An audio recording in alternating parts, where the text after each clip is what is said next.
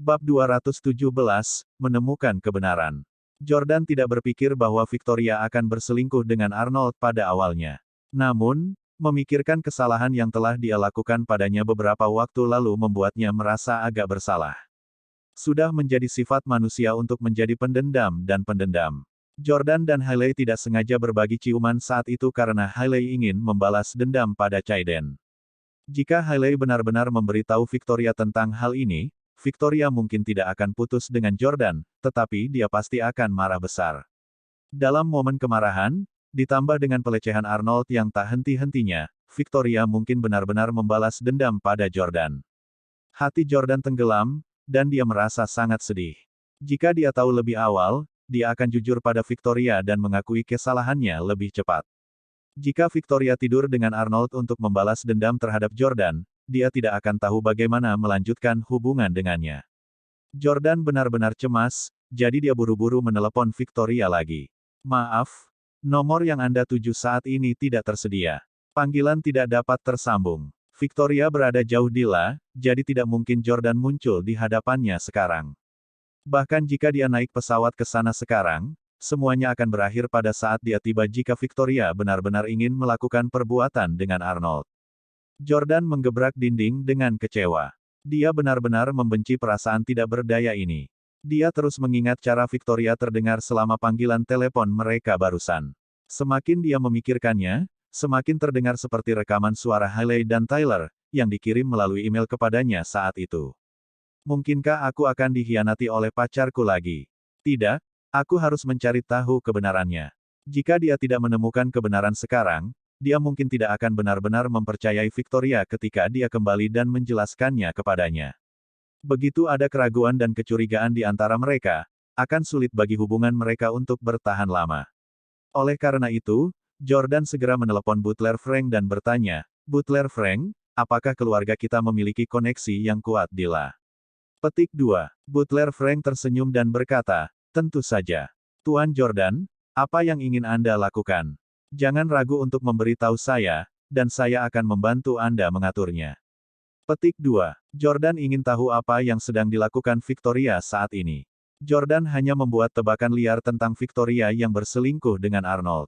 Dia merasa bahwa dia masih harus memilih untuk mempercayai pacarnya sebelum mengkonfirmasi apapun. Jika dia mempercayainya, dia harus percaya bahwa dia memang berlari di atas treadmill.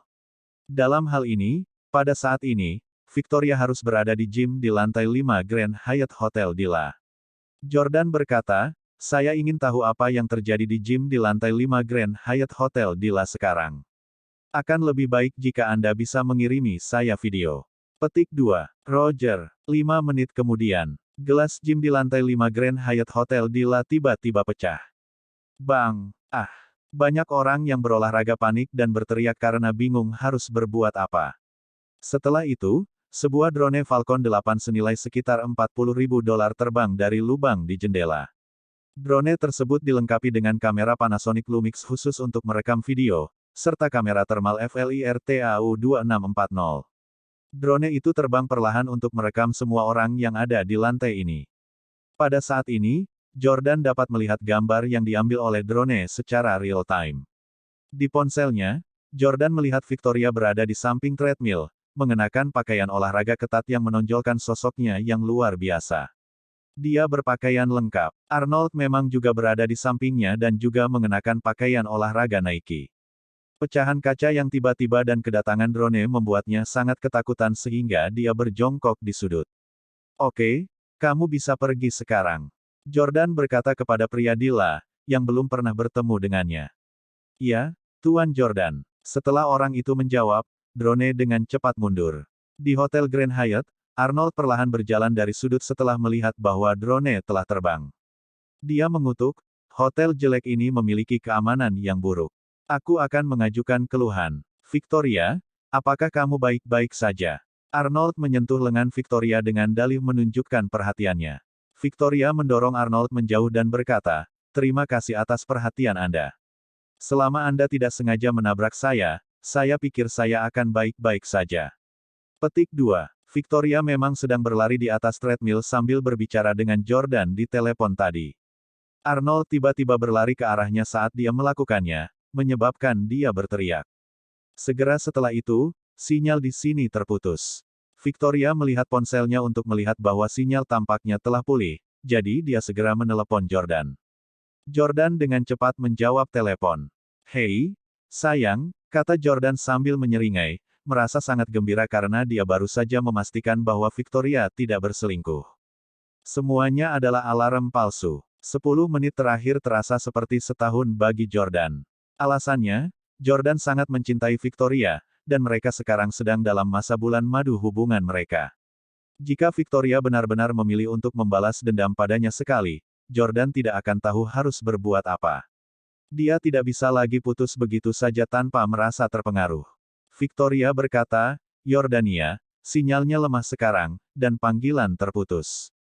Anda tidak membiarkan imajinasi Anda menjadi liar sekarang, bukan?" Petik 2. Jordan berkata, "Tentu saja tidak. Apa yang bisa saya bayangkan? Saya tidak mungkin salah paham tentang Anda dan Arnold, bukan?" Petik 2. Namun, saya pikir Arnold memiliki desain pada Anda dan memiliki niat buruk. Anda sebaiknya berhati-hati ketika Anda bersamanya dan jangan minum apapun yang dia berikan kepada Anda. Petik 2. Ya, saya tahu. Lebih baik hati-hati saat bersamanya. Setelah menutup telepon, kemarahan Jordan dimulai. "Sialan, beraninya kau membodohiku." Jordan segera mengirim nomor yang dia kirim ke Pablo. "Bantu aku mencari tahu pemilik nomor ini, dan ketika kamu melakukannya, tangkap dia." Petik 2. Pablo dengan cepat menjawab, "Ya. Itu nomor New York. Saat ini, informasi pribadi, termasuk ID dan biometrik yang valid, adalah wajib untuk membeli atau mengaktifkan kartu SIM." Dengan demikian, Pablo segera menemukan siapa orang itu. Pukul 7:30 malam, di sebuah pabrik terbengkalai di pinggiran kota New York City. Jordan mengemudi ke sana dengan Porsche milik Victoria. Yordania. Yordania." Pablo dan bawahannya menyapa Jordan satu demi satu. "Di mana dia?" tanya Jordan dingin. "Di dalam," jawab Pablo. Jordan masuk untuk melihatnya, hanya untuk menyadari bahwa itu adalah wajah yang familiar. Itu adalah Tim, sopir muda yang dulu bekerja untuk Victoria. Memikirkan kesalahpahamannya tentang Victoria dan gambaran di benaknya ketika dia membiarkan imajinasinya menjadi liar membuatnya marah. Memukul. Bang! Jordan berjalan mendekat dan menamparkan Tim sebelum menendangnya lagi. Tim memuntahkan darah dan berlutut di tanah memohon ampun. Pak, tolong jangan pukul saya. Saya tidak mengenal Anda, pasti ada kesalahpahaman. Tolong jelaskan agar Anda tidak menabrak orang yang salah." Petik 2. Bab 218, pelakunya, Arnold. Tim dan Jordan hanya bertemu sekali, dan sebenarnya, mereka hanya bertemu dari kejauhan. Victoria juga tidak pernah secara resmi memperkenalkan keduanya.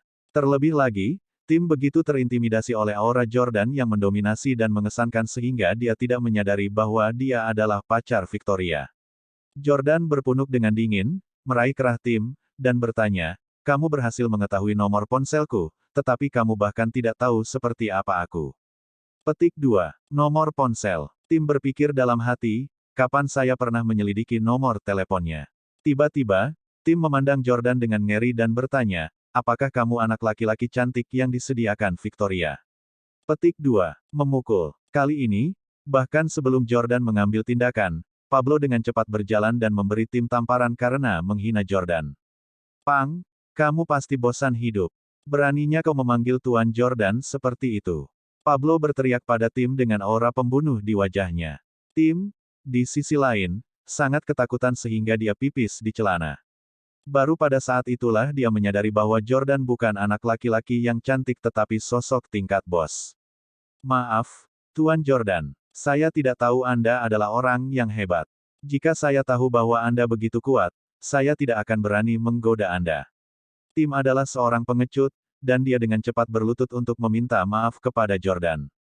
Jordan memandangnya dan bertanya, "Berdasarkan apa yang Anda katakan jika saya bukan orang hebat dan jika saya tidak memiliki kelompok bawahan ini bersama saya sekarang, Anda akan berani menggoda saya?"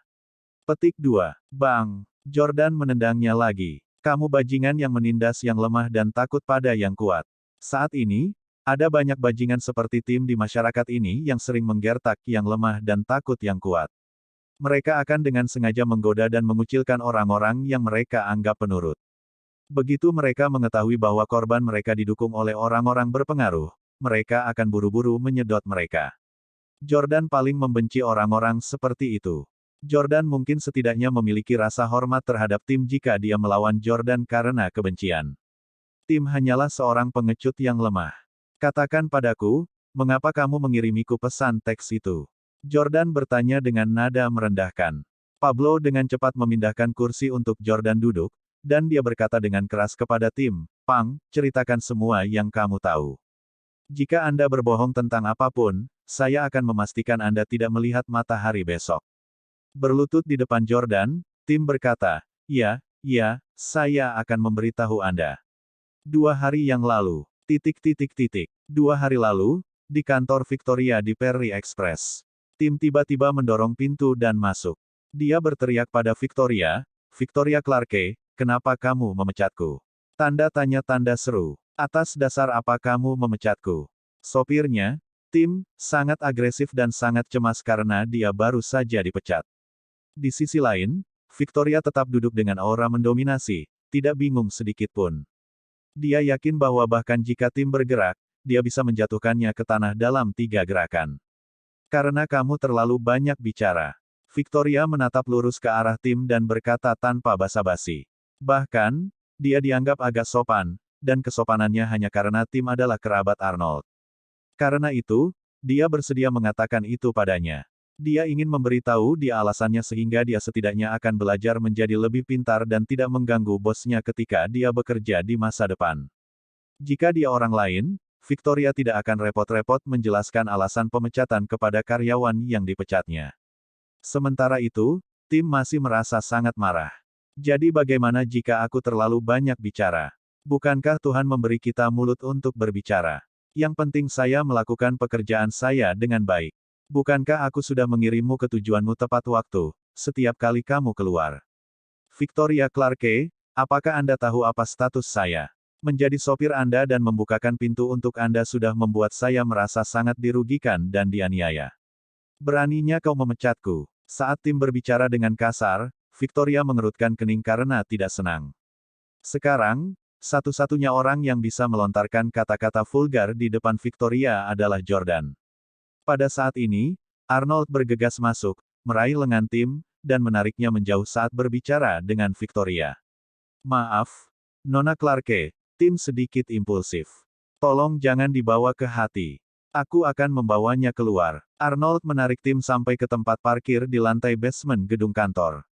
Tim sangat marah, dan dia berkata kepada Arnold, Paman Arnold, mengapa Anda menarik saya ke bawah? Anda harus membiarkan saya memarahi Victoria Jalang itu lebih lama sehingga saya bisa melampiaskan frustrasi saya. Memukul. Arnold memberinya tamparan dan menegur dengan marah. Kamu tidak diizinkan untuk mengutuk Victoria. Petik 2. Tim menutupi wajahnya dengan kaget, tidak menyangka pamannya akan memukulnya sama sekali. Dia merasa sedih sejenak, dan dia tiba-tiba bertanya, Paman, apakah kamu menyukai Victoria?